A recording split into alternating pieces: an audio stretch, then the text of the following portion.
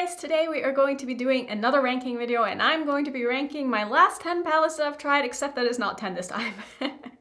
Ideally, that's where I would be, but honestly, we have 17, but I'm gonna call it 12 because 5 of them are going to be in the same spot. Like, am I making sense? So I asked in a previous video, like, how you guys wanted me to do this because I was sent 5 palettes from DD Signature. These are like 5 quads, so I just didn't feel like it would be right to have like 5 of these palettes in a ranking my last 10 palettes video. So I'm just going to bundle these into one spot because honestly, I like all of them. So I feel like it's pretty okay to just like put them as one palette because I don't really have different opinions about the formula like within the palette. So we're gonna be ranking all of them. I have a lot here, so I think we should just go ahead and get started. So if you want a little sneak peek of what we're working with, I don't know if you can really see anything, but that's kind of where I'm at right now. So we're gonna just go ahead and start on the bottom. So let's start on palette number 12.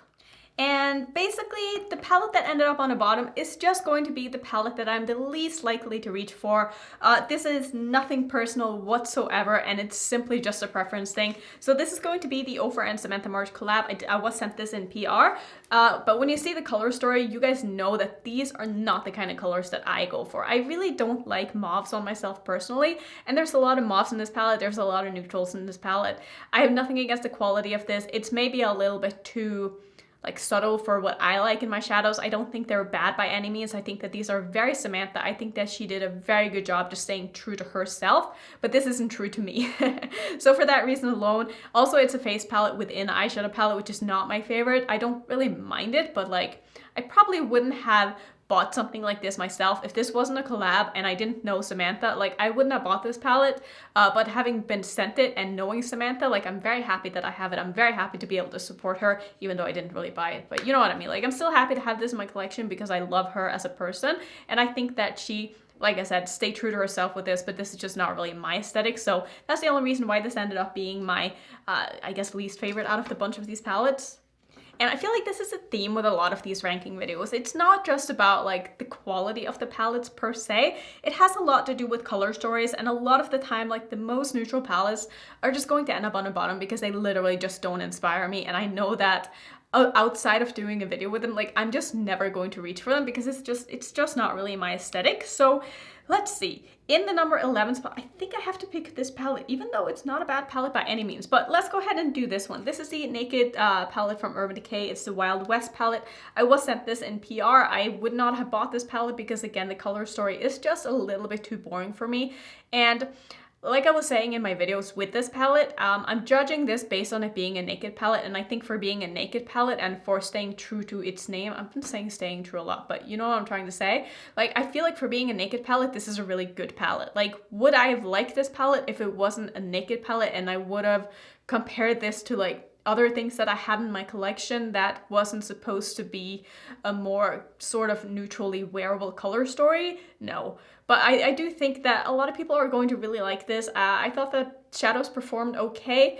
Some of them maybe faded a little bit, not in like that they disappear, but they just looked a lot softer on the eyes after like working with them than they do in the pan themselves. So that's like a drawback for me. But again, it's a Naked palette. It's not supposed to be like super intense and bam in your face, and I gotta judge it for what it is, and I think that they did a good job for this being a Naked palette. So yeah, it's just not really my color story, like I said. Moving into the number 10 spot, I'm going to rank this one. This is the Game Beauty Fantasy palette. I was sent this one in PR as well, and they have actually given me a non-affiliated code now. If you wanted to save some money on the brand, you can use my code Annette. Like I said, not affiliated at all. I think that the packaging from this brand, I do have both of their palettes now. Packaging is A+. I think they do such a good job. Execution really, really well done. I love the idea behind these palettes. I love how they open. I love the artwork.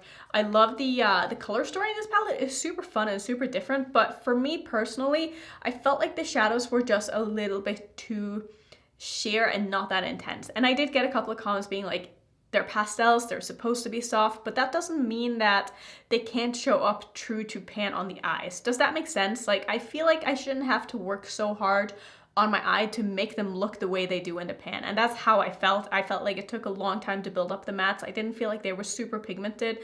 Some of the shimmers just are a little bit too satin-like for what I like in my palettes. And again, it's just a preference thing. It doesn't mean that it's a bad formula. A lot of people love that kind of formula. It's just not really what I look for in my eyeshadows. So for me, this wasn't a home run. This shimmer here is beautiful though. The shimmer is beautiful as well.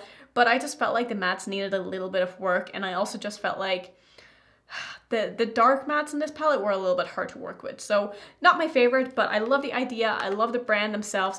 I think that they're going to do really, really well if they just work on their formulas a little bit more, because I do feel like they have a little bit of work to do. But I'm still very happy to have this in my collection because I feel like it's like a collector's thing. Like you gotta catch them all, you know?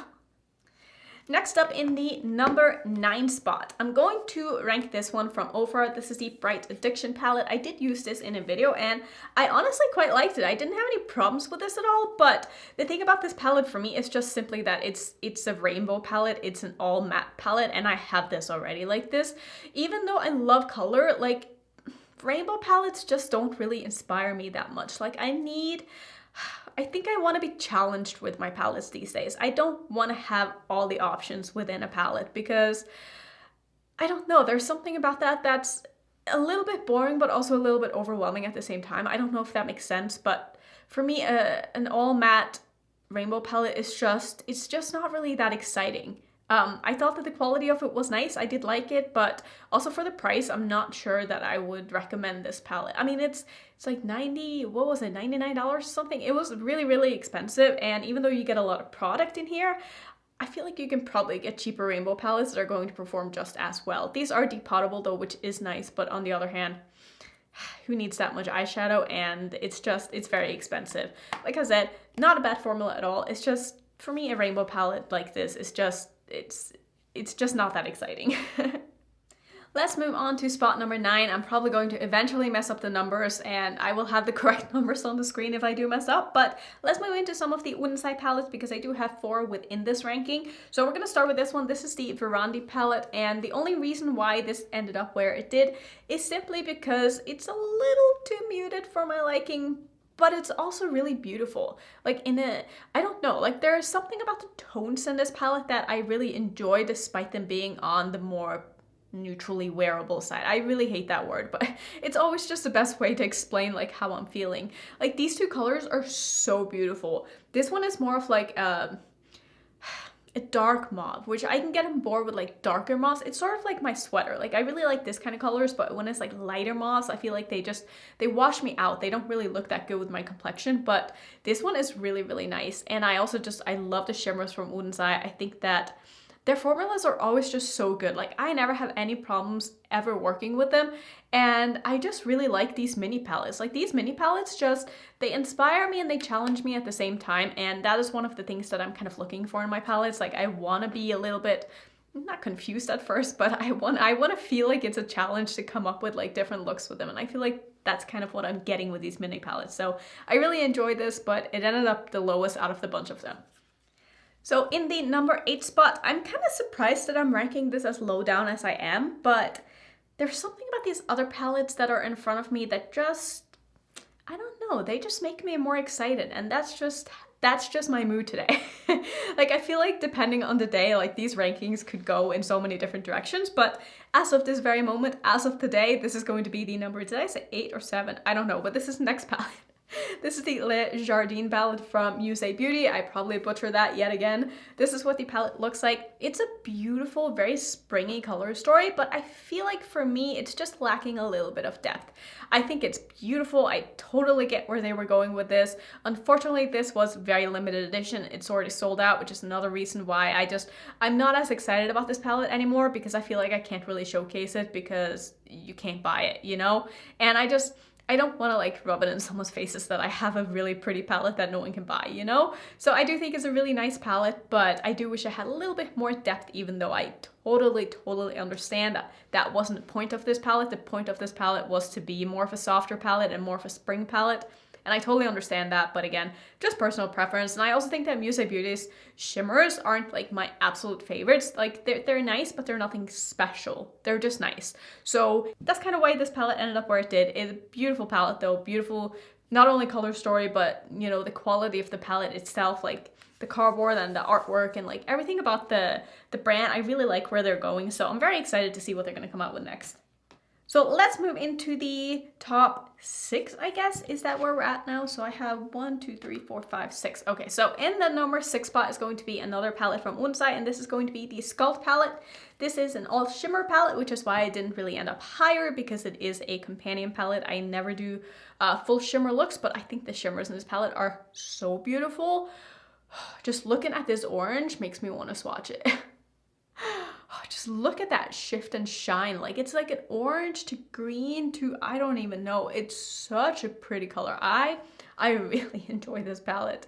This is definitely something that I would bring traveling as well, because it's super small. It would add something to like whatever palette that I were to bring. And it's just, the quality is amazing. The packaging is amazing.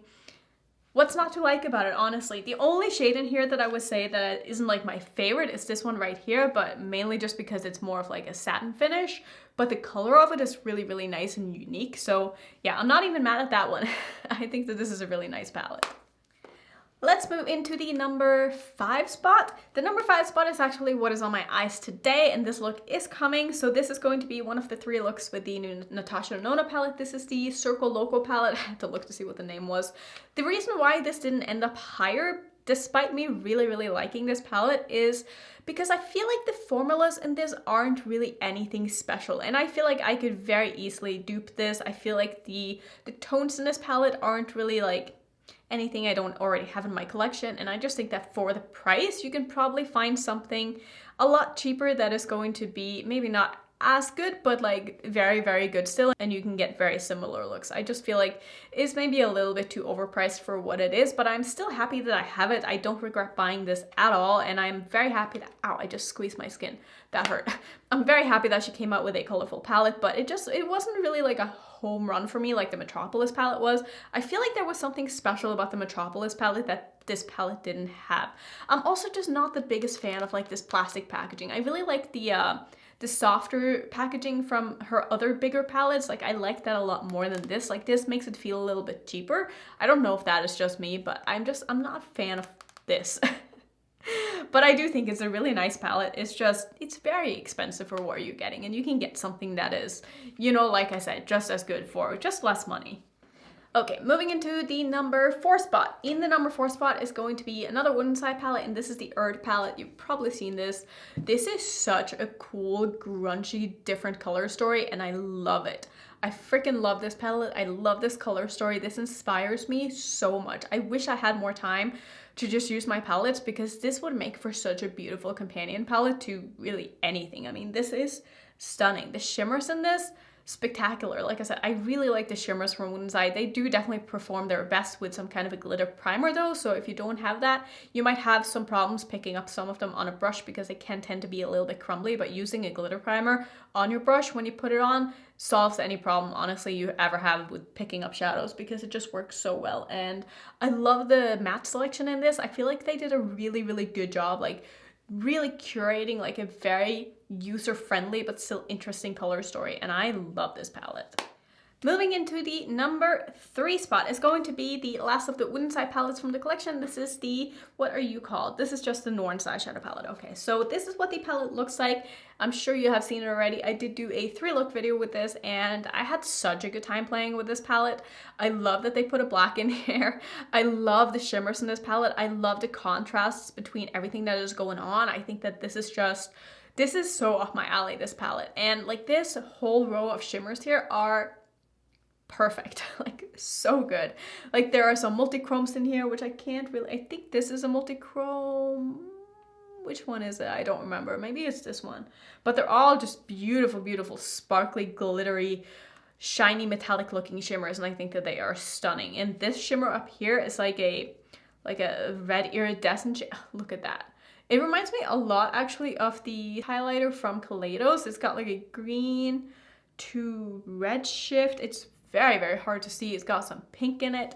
Beautiful, beautiful shade. And I think they did a really good job of this, and I love the packaging. I love the packaging on this. This is beautiful. So, so, so beautiful. There's something about Unsaid that just, it just makes me really excited because their palettes are so well executed, and even though some of the color stories maybe aren't like perfect for what I would have done, but again, I'm very picky, so take that for what you want, but I think that they just do such a good job, and it's a brand that just makes me really excited and really happy to see what they're going to come out with next.